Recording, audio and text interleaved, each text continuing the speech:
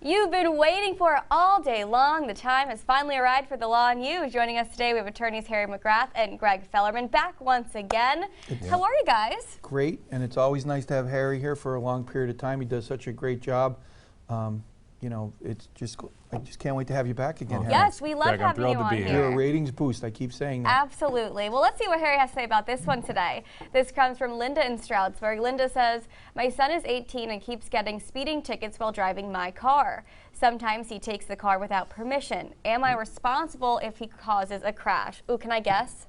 Sure. She is, if it's in her name.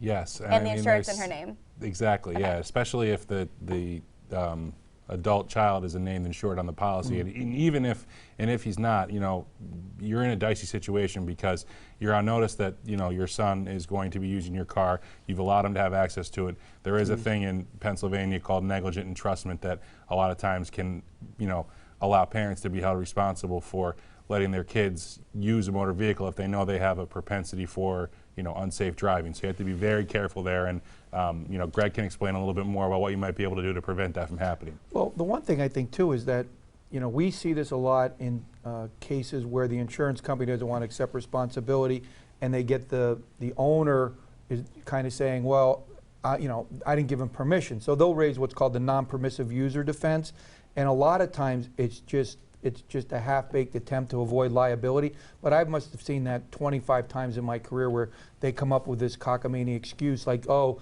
it's a non-permissive user, but oh, they were allowed to use the key. Oh, they live with me.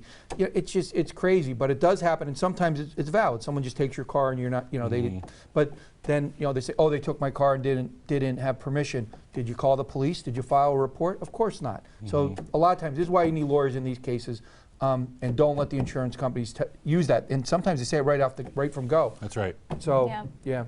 All right, complicated issue there. Give them a call if you have some more questions and for a consultation. And you can submit your questions for the Law and You at pahomepage.com.